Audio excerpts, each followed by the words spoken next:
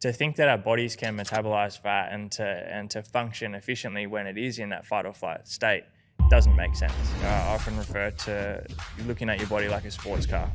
It's like you can't expect to buy a Ferrari and then put the cheapest quality fuel in it and it run well. How does tracking your intake support health? For me, it's just the awareness. Yeah. It's the awareness of what am I doing, and then having the data to go, okay, well, we're deficient here. Let's improve this. People often neglect the awareness when it comes to their nutrition, but it's such an important part of our life. It just keeps coming back to awareness. Like what I found is that by becoming aware of what you're tracking as well, it usually then leads to the solutions to other problems. Yeah, there's always room for the good stuff too. How do you know what limits to set? Well, firstly, Danny, welcome to the show. I'm super excited to have you here. Let's start by you just sharing with our audience what exactly you do. yeah, thank you so much for having me. Very grateful to be here. What do I do? I mean, it's evolved a bit over the years. I think similar to what we were just having a chat about before we hit record. Typically, I like spending a lot of my time like either sharing content or helping people through things that I've experienced. I like to go out, experience stuff, document it, share what I've found, and hopefully people can take value from that. And so my career in the health and fitness industry has kind of followed that trend. And so started out playing basketball in country Victoria and moved to Melbourne for basketball. Was obsessed with training and nutrition and came from a background of under eating and overtraining. Tried everything there was with training and nutrition early on, and was just doing the wrong things, I guess. Like as many people would know, there's a lot of misinformation in the health and fitness industry, and looking back at it now, I'm glad I did go through that phase because it's allowed me to really help a lot of people who are doing or going through the same thing now. But yeah, was severely underweight, like same height that I am now and about 25 kilos less, and I'm not that big now. And so yeah, borderline kind of eating disorder, obsessed with training. It became very much like a have to train, not so much because I was wanting to do it, even though I did love it. And I did my personal training qualification like separate to school. And then after a couple of years in Melbourne playing basketball, I had an ankle reconstruction and started my business as a PT. And by that stage, I had started to learn from a lot of reputable sources when it came to training and nutrition and implementing that with myself. And that's when I really started to see not only my physique change, but my headspace as well. And a lot of the anxiety and doubt and uncertainty around what I was doing kind of left, which was fantastic. And so as I started seeing results and as I got into that industry, I was putting out a pretty consistent amount of content online too. And I just started getting a lot of messages from like friends and people that I grew up with asking for advice around their training and their food, which was really cool. And that's probably what led me into building an online aspect to my business back in about 2015, I think it was. And then since then, it's just kind of evolved, like started working and programming with Steph and Laura on the Kick app in 2017. Continue to build out my online business and again, make all the mistakes there and evolve as like a strength coach with the clients I was working with in person. And I guess fast forward to today, now I spend majority of my time either coaching clients, still a few face-to-face, majority online through my coaching app, and running the podcast and a number of other things outside of that. But yeah, so that's a very long answer to a pretty simple question. But it's evolved a lot, and I guess today my main focus, which it always has been, is to just help impact as many people as I can through obviously health and fitness and more recently with mindset and personal development as well. It's been a cool journey, and there's a lot to be grateful for. And as I said, it's very much aligned with whatever I've gone through in my life. And as I've continued to evolve, I've just transitioned that through to my audience and clients. Sounds like you've been on a journey. Yes. And I love that you shape it based on personal experience. For me, my business really started from my own personal experience, so I really understand my audience my Yep. community, because I was my first client. So very much like yourself, having experienced something, it allows you to put yourself in the position or in the shoes of the person that you're coaching or you're delivering 100%. content to or your online community. And it just becomes far more relatable because they're like, Danny's been through that. He knows, he understands the advice that he's dishing out. He's lived through it. And so it's just more genuine. A lot more authentic. Yeah, absolutely. So what is your training and nutrition philosophy? Yeah. As I said, I went through all of them very early on. And as I mentioned, nutrition was a big issue for me, I guess. I just created a lot of unhealthy relationships with food and eating and body image and stuff like that. And as I started to understand more from, again, like reputable sources in the industry, I discovered flexible dieting and tracking your macros and calorie intake. And so, finding that, to be honest, was like the most liberating, free feeling I'd experienced in, anything to do with health and fitness up until that point. Because I felt like it just unlocked, like this freedom and this ability to be confident knowing that what I was doing was working. And that took a little while because, as you would know, like changing a belief around food can be difficult initially. And so, I just stuck to that process of going from, looking at food as good or bad or training because I was trying to burn off what I'd ate, or what I'd eaten, sorry, and just started tracking my intake and understanding, energy expenditure, macronutrients, all that stuff, and started to see changes in my body quite drastically, which was great, and led to me competing like in men's physique for a couple of years as well, which I think was definitely very difficult, as anyone who's competed would know, but it just taught me so much, not only about myself, but just really dialing in with understanding in nutrition, all the ins and outs of it. But I think one of the biggest takeaways I took is that it's just so much easier than what people believe it to be, or the misconceptions around all the important things that really just aren't that important and can be very confusing. And so, fast forward to today, and throughout the last, ever since about 2014, 15, my philosophy around food is tracking your intake. It's changed a little bit in terms of how disciplined I've been with it, in terms of, at the start it was tracking protein, carbohydrates, fats, and really kind of dialing in on all three macronutrients. Whereas I'd say over the last year or two, it's probably relaxed a little more in regards to still very strict, I guess you could say, with the calorie intake and the protein minimum, but just shying away a bit from getting too bogged down in carbohydrates and fats ratios, just because of what I noticed within myself when I was more relaxed with it. It just didn't make as much of a difference for me. And I think for a lot of my clients, it was just a lot easier and less overwhelming for them to just go, okay, let me finish at this calorie target, let me hit this protein. And I think, common sense would suggest that, choosing majority of those calories from nutrient-dense whole foods, things that are going to nourish your body. And I often refer to looking at your body like a sports car. It's like you can't expect to buy a Ferrari and then put the cheapest quality fuel in it and it run well. And so I think just with that approach, it's just allowed me to have a life, not spend all my day thinking about food and being so obsessed with it all and consumed by it.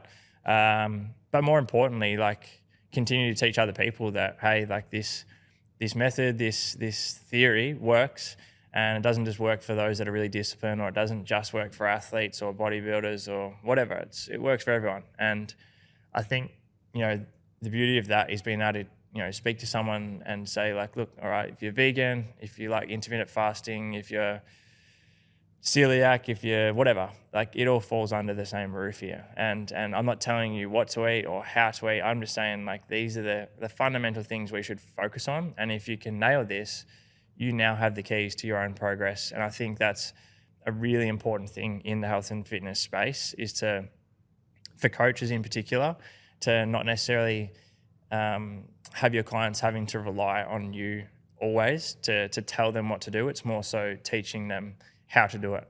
And again, like, for me, that was just the most incredible thing, going from just being an absolute fucking nutcase around my food to then just having a completely relaxed approach to it and really changing the belief around food when I was watching my body change, and it wasn't that difficult, and I wasn't, military grade discipline with my food. It was just, it was such a cool thing for me that I'm like, I just want as many people to know about this as possible. Yeah, absolutely. Well, it's a science, right? Yes. So when you say that this applies to everyone, you're not just saying, hey, eat this because I think you should eat it. You're saying, Exactly. hey, these are your numbers Yeah. because of your data, based on your makeup, based on everything that you've told me, not because of what what has worked for this person. Yeah. This is for you. Yeah. And that's the beauty of it, is that you know why you're losing weight, why you're not losing weight, why you're putting on muscle, why you're not putting on muscle, why there's fluctuations, why there's not fluctuations. You have answers to everything when Correct. it comes to science.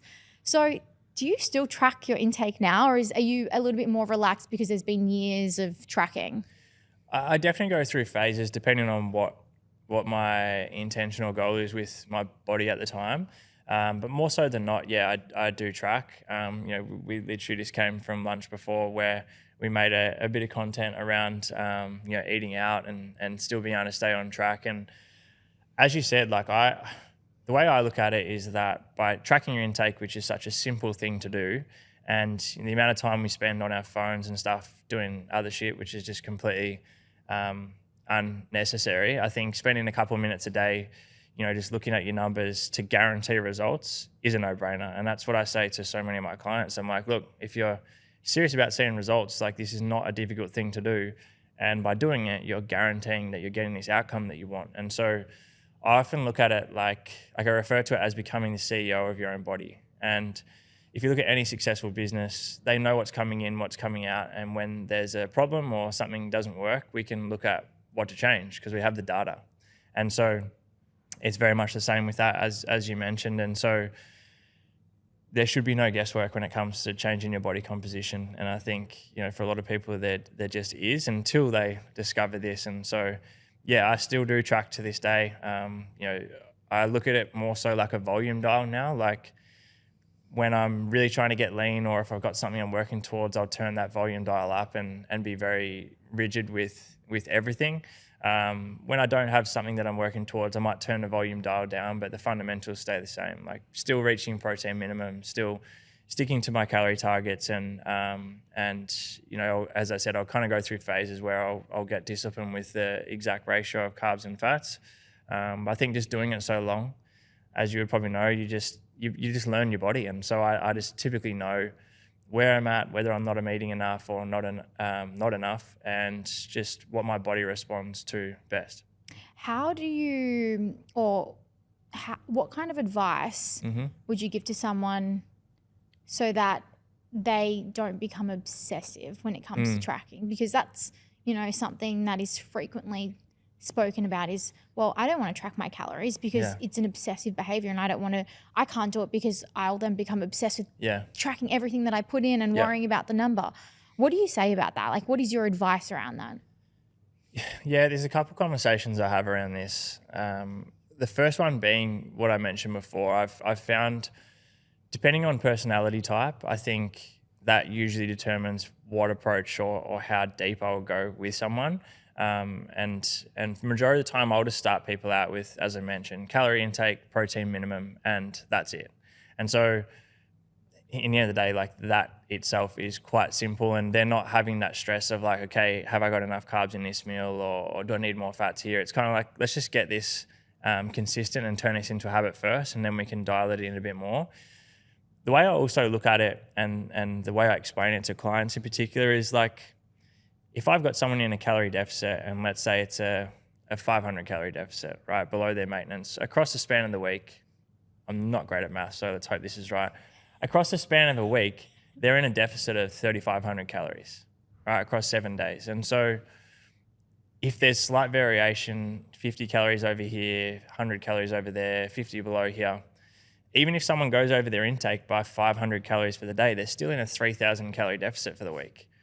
And so understanding that and being able to explain that to a client kind of removes that pressure of every day needing to be perfect. And by understanding that you're kind of broadening the way you look at the nutrition, it's not necessarily a day-to-day thing. It's let's look at this over the span of a week or multiple weeks or even a month in terms of your intake. And it kind of removes that pressure of everything needing to be perfect. Outside of that, I'm a big advocate for planning ahead as much as you can, in a sense. And so whether it is creating your own meal plan, in alignment with your calorie and macronutrient targets, or whether it's as simple as the night before or the morning of going, okay, sweet, this is like most likely what I'm going to have for these main meals.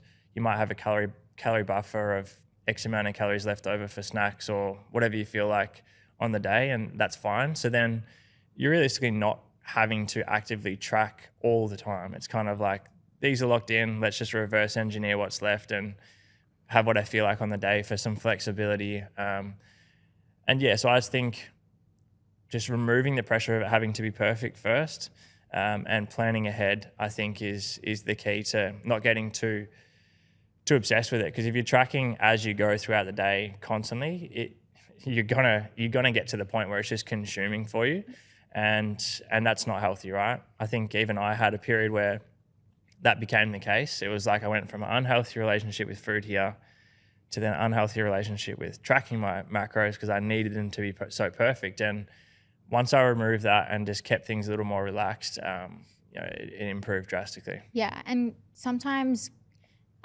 like just doing it and being thereabouts is good enough. You don't need to be a perfectionist and be like, I'm hitting 1,700 calories on the dot. Like, it's really just understanding what you're putting in your body, which is the most important part. Is like, okay, I might not hit 1,700 calories tomorrow. I might hit 18 or 16 or thereabouts. But at least I know that I'm giving myself 100 grams of protein. I'm eating an optimal amount of protein to ensure that I'm working towards my health goals. And that takes me to my next question. How does tracking your intake support health? Because I know we speak a lot about aesthetics. So it's like working towards progress. Yep. So it's like, okay, well, I have a weight loss goal that I want to achieve or a muscle gain goal. And that's why I'm tracking my intake, because I'm putting myself in a calorie deficit or calorie surplus or whatever it may be. But let's talk about the health element of it. Where does that play a part in just being a healthy person? Yeah.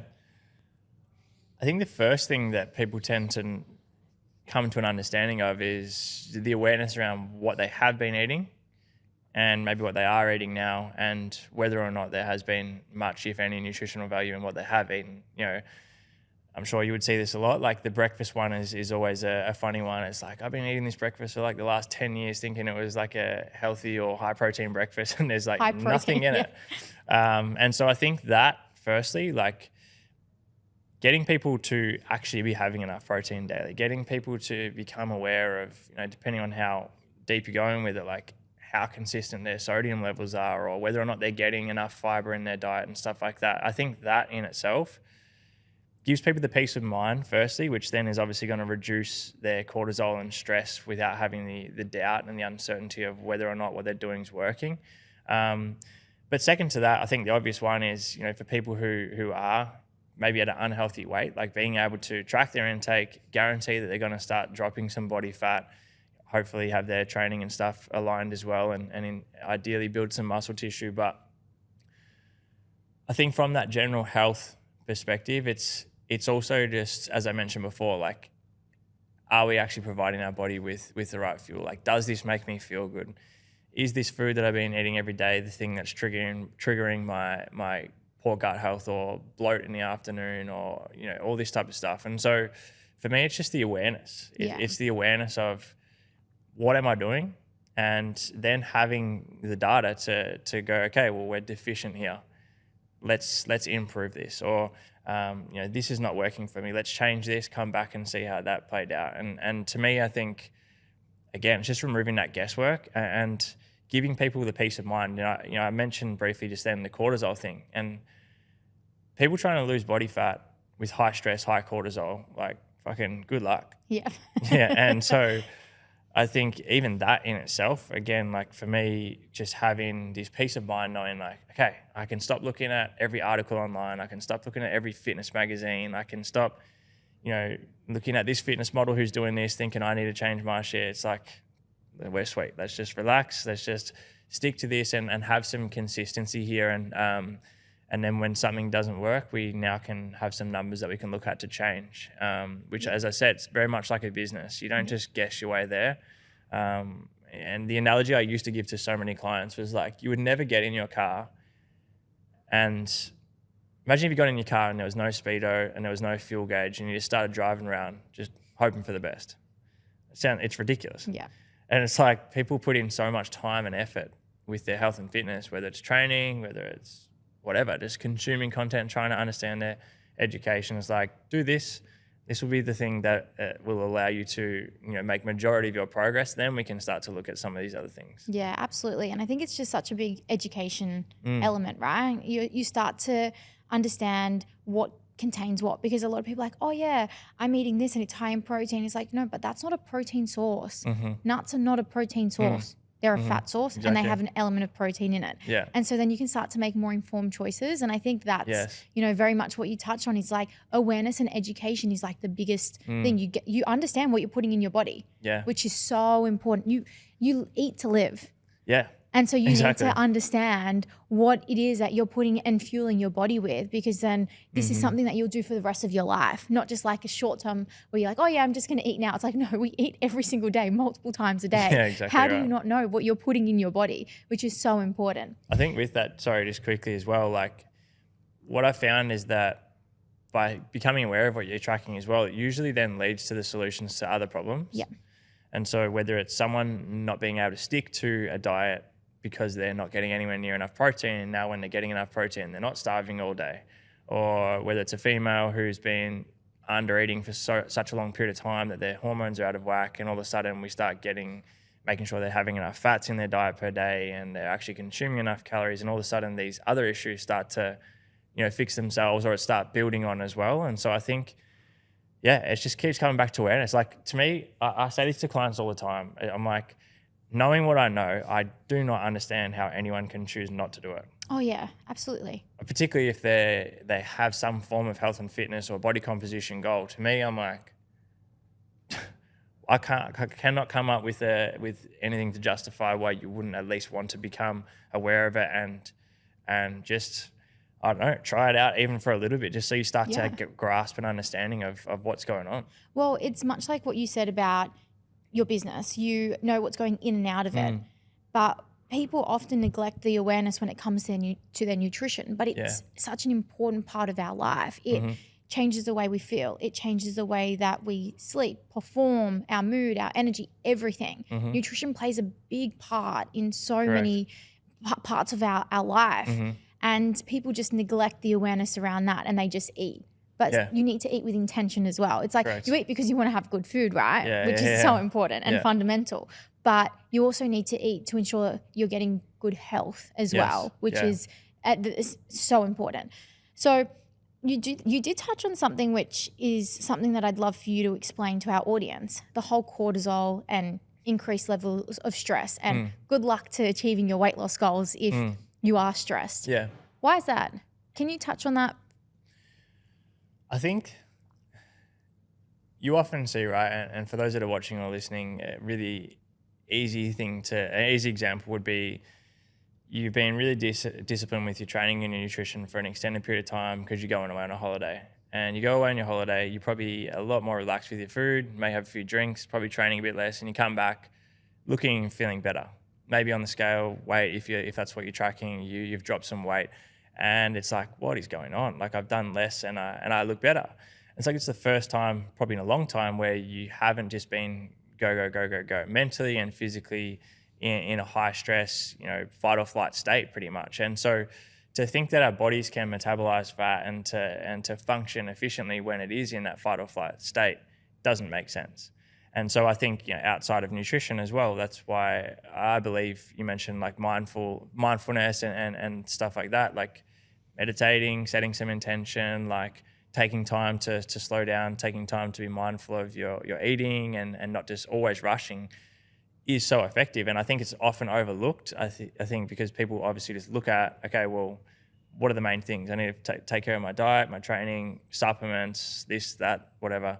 It's like, okay, let's just bring things down a notch a little bit first and just bring yourself back to a state of high frequency of low cortisol and the effectiveness of your body to metabolize fat is significantly better.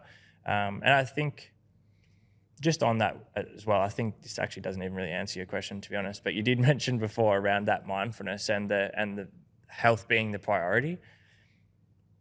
There is the tendency to go the opposite end of the spectrum with tracking, in terms of, as you said, it's like, let me just find the nicest shit that I can possibly eat. Like, let me just fill my day with whatever I can just to hit my macros. But it ends up coming around to the point where it's like, this is defeating the purpose of why we're doing this. Like, we're doing this to be the best version of ourselves, to be healthy, to look great on the outside, yeah, but longevity in terms of being healthy on the inside too. And so all of these different factors come into play, and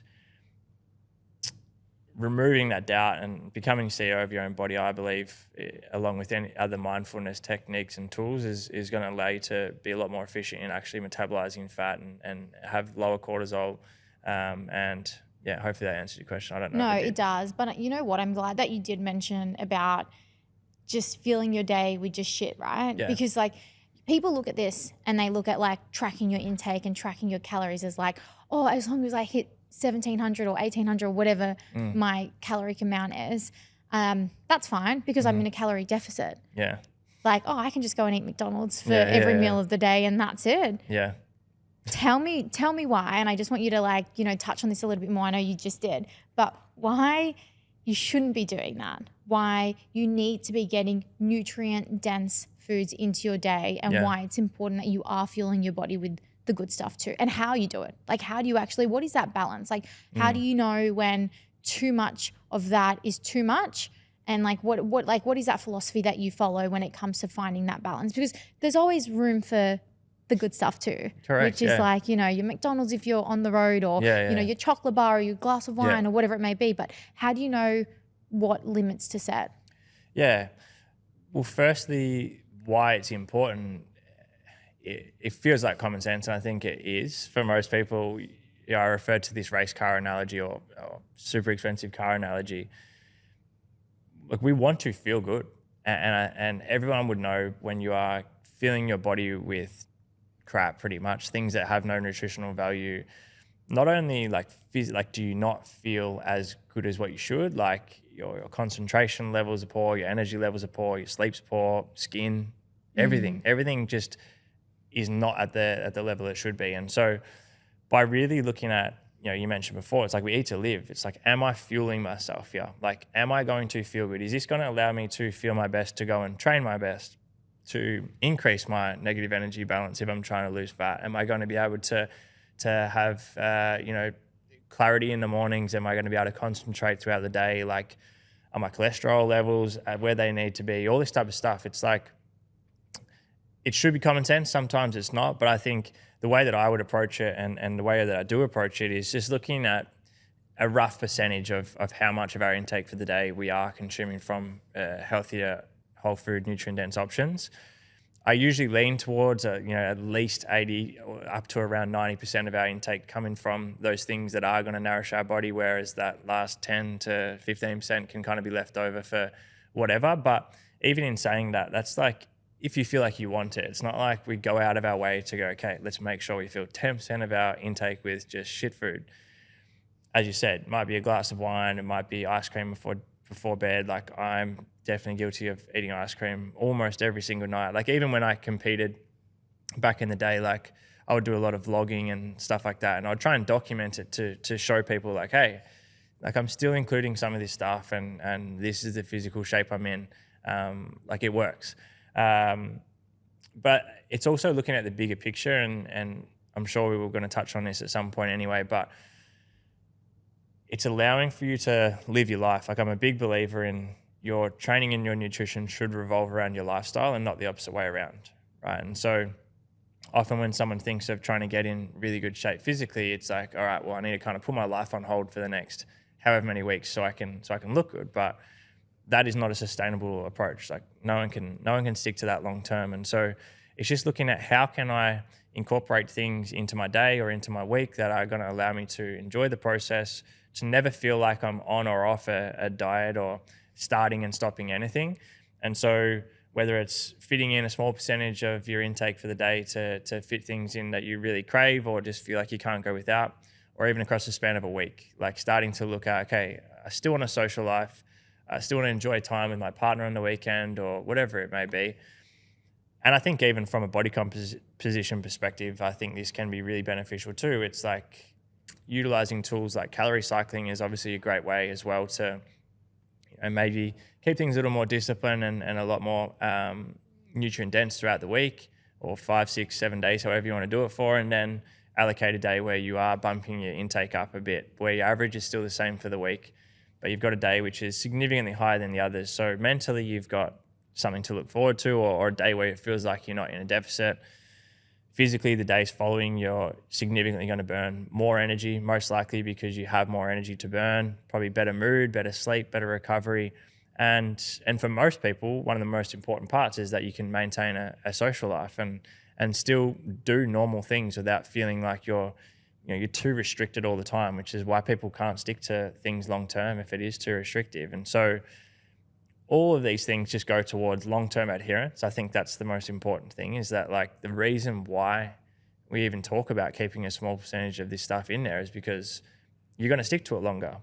And the more consistent you can be over a longer period of time, the better your results will be, but the better your relationship with food will be too. And we can move away from going, oh, this food is good, this is bad. Understand that there's no such thing as a fat loss food or no such thing as a fat gaining food. I think that's a big one too. And yeah, it's just starting to use common sense, and people will play around with that percentage too. I think when people first start to understand it, it's like a bit of an excitement of like, sweet, I can fit in a heap of this shit in my day. Yeah. And then you quickly kind of understand, okay, maybe it's not a great idea. And not only that, it's like most of those options are quite calorie dense and low volume. Yeah. So it's like, you don't feel full on those do meals. I really want to waste Yeah. 500 calories on this thing that I'm still starving after I've had it, or do I want to go for something higher volume and more nutrient dense? I say this a lot. And I think you probably share the same analogies. You look at your calories like a bank account, right? And then you can choose to spend it how you like. And you might go to Louis Vuitton and you might buy one handbag and that's your burger and fries and your aioli and your full, I call it full fat Coke, full sugar Coke. And there you go, that's it, you've bought the one thing. Yeah. Or you can choose to go to like H&M and you can go to Cotton On and Uniqlo and Zara and whatever, and you can fill your day with a few items, which are, the more volume, nutrient dense meals, because you're not going to get all of the nutrients that your body needs or volume out of these, these what I call soul foods, the foods that are, your indulgence. And I really like how you say that the 80-20 or whatever that split looks like for everyone is so different, because that may mean, like you said, Monday to Friday, you eat your normal meal plan, you have your whole foods, but then on a Saturday, you go out for dinner with your friends and that's your 20%. You get to have a couple of glasses of wine, and that's when you're like, that's my balance. That's what I enjoy doing. But some people, it might be like myself, having chocolate every single night because I have such a sweet tooth that I'm just like, you know what, I'm having a row of chocolate, or I might have a chocolate bar or an ice cream to end my day. It looks so different for everyone, but essentially the philosophy and what you're preaching is you get to be in control of that. Understanding your intake and tracking your intake allows you to be in control of that, and you can make the decisions for your nutrition when you have that awareness and that education. Yeah. So what's a day on a plate for Danny like? Because I know you mentioned that you like to eat ice cream. So what do you eat in a day? It varies a bit, but I mean, the go-to for me for such a long time now, in the morning in particular, has always been protein oats. Protein oats is like the best way to start the day, I feel, particularly when you're in a deficit. And that's the thing, my day on a plate changes depending on what kind of phase I'm in. If I'm in a deficit, it's going to start to look very different. As I said, probably really aim for a lot more higher volume options and be a bit more meticulous with what I'm eating just to keep fuller for longer. But yeah, in the morning, I'll usually have like some oats with some protein powder mixed in, usually some berries, maybe some form of like nut butter as well, just to get some fats in and keep me a bit fuller for longer.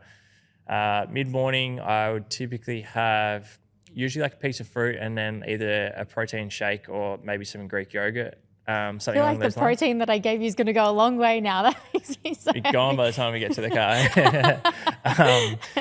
Lunch varies a bit, but I'm very simple.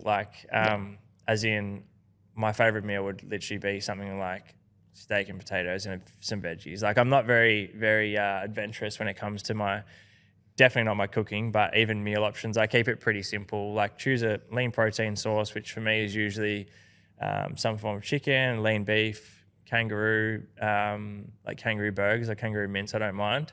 Carbohydrate sources, usually some rice or potato or pasta. And then, dinner much the same. I don't know, it varies a bit, I guess. I'm a big fan of like smoothies and stuff too, particularly when I'm in more of a maintenance or surplus phase, just because my days are so busy that I'm kind of like, all right, let me just get in some good nutrients kind of as quick as I can and not as mindful about it in comparison to when I'm in a deficit. And then at nighttime, that's usually when I kind of use my 10% or whatever we've got left. Usually have some form of ice cream before bed. What's your favorite? Depends how much of our budget we're wasting on the ice cream here. I mean, the go-to is usually something like Halo Top or something like that, I guess. Back in the day, I used to absolutely slam the Skinny Cows. You know, the Skinny Cow ice cream sandwiches? The Skinny Cow cookies with Nutella on top were like a hot hit. They were so good. And they were like, 127 calories. Yeah, you put amazing. A bit of Nutella. Perfection. My God. What happened to them? They're gone. They only have the Sundays now. They got the Sundays, I know. It's just not the same. It doesn't hit the same. No, it's not it. And so, but as I said before, when you're in a deficit, I feel like you just get so much more creative and you care so much more about exactly what you're eating and coming up with really cool ideas and stuff. Whereas when I'm in a maintenance or surplus, I'm like, all right, let's keep it basic. Let's just get in some good nutrients. And as I said, like I am quite a big fan of the calorie cycling basically year round, I think.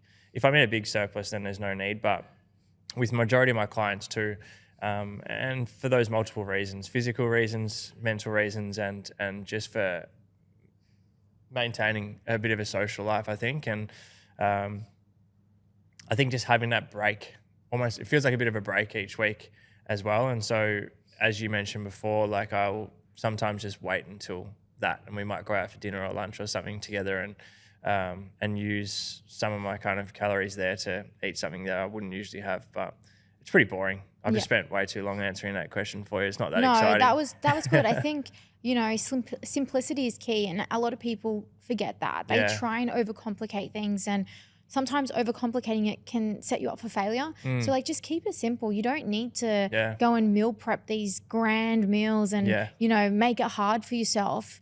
Just eat what you enjoy. If you enjoy eating chicken, make meals that have chicken in it. If you enjoy avocado, add avocado to your salads. Like it's just keep it simple. For the majority of the time, whole foods, nutrient density, making sure that you're eating foods that are going to keep you fuller, like high in protein, high in fiber, keep your hydration up, and then whatever your balance is, whatever your indulgence is, whether it's daily or weekly, have that. It's so simple, but people overcomplicate it. What are your thoughts on like diet soft drink and low and 0 calorie drinks? Yeah. Look, I think that 0 calorie drinks are good in the sense that if someone is trying to look at reducing their caloric intake, I think that so much is beverages take up so much of it. And so if you're able to optimize your intake and make room for more volume, I think it's a really good substitute. And I think for those that are embarking on a weight loss journey for the first time, looking at their beverages is a good way to reduce their caloric intake. So it's like, how many Cokes are you actually drinking? What about your coffees? What about your alcoholic beverages? How can we improve something that's, not so significant where you can replace it with like the next best thing that tastes the same? I don't think it's a great option when people do it to suppress their appetite. So I just think like they're just using it as a filler. So they're like, I'm just going to drink black coffee or Coke no sugar or whatever to suppress my appetite. But if they genuinely love the taste of Coke and they want Coke no sugar, go for it. But make sure that you're drinking enough water as well. Like don't replace it for your water and so on. So look, I drink a Coke Zero nearly every day. I have the non-caffeinated one because I have it at night with dinner, and if I have the caffeinated, I probably won't go to sleep. So I don't think it's bad. I think we expose ourselves to far more worse toxins and like toxic things that I just don't think it's a bad thing. What about yourself? Yeah, 100% on the same page. I think, the whole thing that gets thrown around a lot around like, there's too much aspartame or all these fillers and stuff in it. But I mean, there's been plenty of research to show that you would have to have an absurd It's like 30 amount cans a day or something like that. daily for an extended period of time to potentially have the slightest negative effect. And so I love it. I mean, to me, it's a bit of a no-brainer, like you said. And I think, going back to the percentage of foods that we may have for the day that aren't necessarily that nutrient dense, like even that, having something like that in itself can be enough for some people to not want to have the thing that maybe not be as healthy, And so if that's the case, then go for it. Absolutely. Sometimes you just need to open up a cold Coke Zero and you're like, damn, that's hitting the spot. And that's it, right? Exactly. And you've just like saved yourself from going on like a binge because you're just like, I'm satisfying my cravings. I just wanted a Coke Zero. Yeah, exactly right. Yeah. And it just You're making me excited good. to have my Pepsi Max when I'm finished now. It's just so good. It's so good. So for me, the next question that I want to ask, I have two more. Talking about like caloric intake and working towards your goals and progressing, when does one actually start to make changes in that number? Because you may start off on something, but we all know that you shouldn't be on that same caloric goal for the rest of your life. Yeah. Like I know that My Fitness Pal, for example, put you on 1,200 calories and 1,200 calories only. But when does one actually adjust their caloric intake? How do they know what to do and when to do it? Yeah, there's kind of usually two sides of this. One, where people make changes way too quickly, when it's just like maybe the way they're measuring their progress is just not it. I think so. In terms of, I'll take a step back. In terms of measuring progress, usually with a client, if someone wants to weigh themselves, I'll have them do it every day on an empty stomach after they've used the bathroom, first thing in the morning, and take a weekly average, because weight fluctuations can be so high throughout the day at random times that for a lot of people that number will really throw off their headspace around like whether or not they're seeing progress, and then they'll make stupid changes.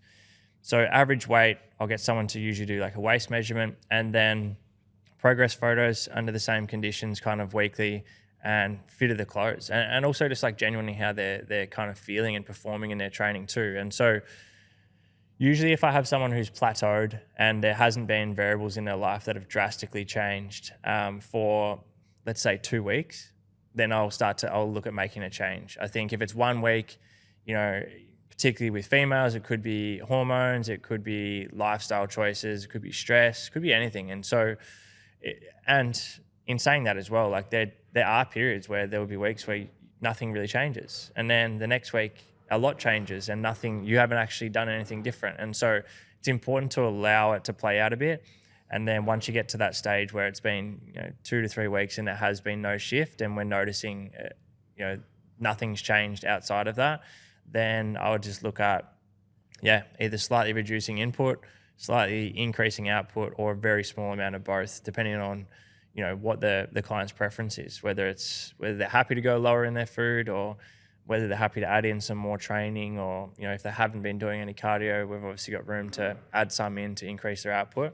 But how about yourself? What's your usual indicators? I think that what you said is quite accurate. I think a week is not enough time in order to determine someone's progress, and that there are so many other data points that you should be looking at as opposed to your weight, because weight is not an accurate representation of whether you're progressing towards your goal or not. There are so many things that will impact that number. And so we look at it as more of a periodic thing, like over a period of time, to see if a number of data points that are important to you are shifting or not.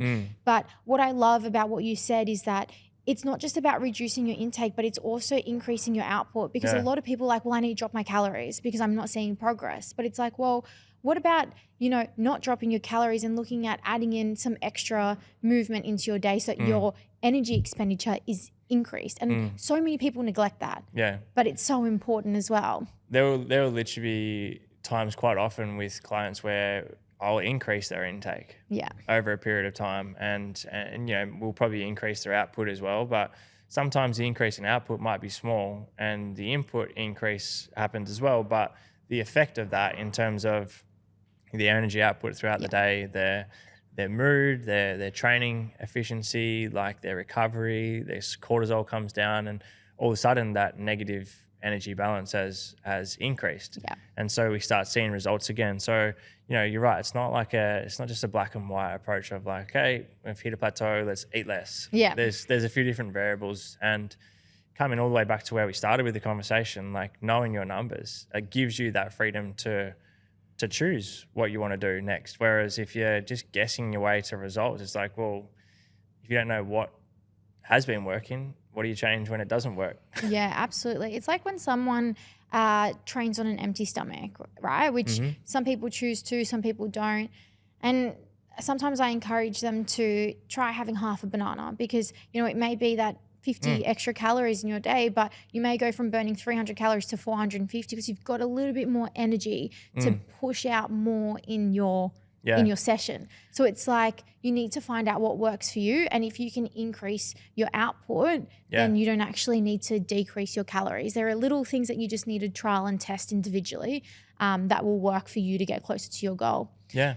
I have one more question just to like wrap up this podcast, even though this thing is flashing at me telling me I've hit the time. No. What are 3 tips that you can give to our audience to start finding more balance in their nutrition as of tomorrow?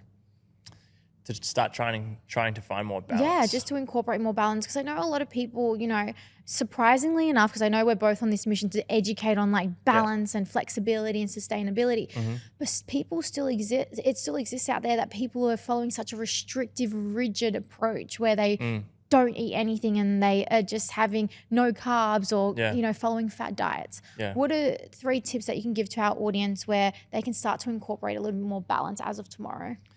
Yeah, I think the first one is understanding that the only way you can change a belief is once you've seen evidence of it being the opposite of what your belief is, right? And so in order for that to happen, you have to give it time and you have to trust the process and allow it to play out. And so any change that you see is going to be uncomfortable, there's going to be resistance, and it's going to feel unfamiliar. There's a good reason for that because you've been doing the same thing and not getting a result. And so sit through that. I think that's the first thing. Secondly is a great approach I've found, particularly early days, is creating your own meal plan, or if you've got a coach, maybe get them to help you put together a meal plan. It can change regularly for your day, but allow for a buffer of calories where you're choosing your own thing, which may be different every day. You might intentionally do that. You might just eat what you feel like on the day. But that's a really good start in terms of going, okay, I've been eating different things, or I've been eating things that I used to think I wasn't allowed to eat, and things are working out fine. Like nothing bad has happened. I'm continuing to see results, and I think that helps change that belief because it's like I thought that I couldn't eat this. I have eaten it, and we're sweet. The next thing is just looking at, like, it sounds a bit weird, but asking yourself why you're eating certain stuff. As in, like, why am I eating this meal? Do I even like it? Like, does it make me feel good? Or am I eating it because of I think I need to eat it? Like, I know for myself, early days, there were certain things I was eating that I didn't even like, but I was like, this is what you have to eat if you want to lose fat or if you want to build muscle. And that's just ridiculous. And so I would actually start to look at, what do I actually like to eat? And then I guess the last one in terms of balance is just similar to what you said before, like keeping it simple.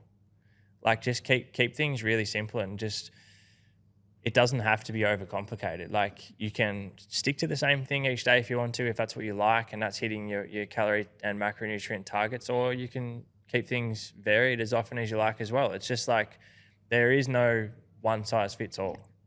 And I think the more you can move away from like definites, or I have to do this, I have to do that, and just go with what you enjoy, what makes you feel good, and just chill out. Yeah, just chill out. Yeah, honestly, like don't take everything so seriously, and just like trust the process, and the rest will follow, right? Correct. Yeah. Danny, thank you so much for joining me today. Thank you. I love chatting to you, and I think it's such an insightful episode that we filmed. Thanks so much for having me. I really appreciate it. Guys, I hope you enjoyed this episode as much as I loved recording it, and I'll see you at the next one.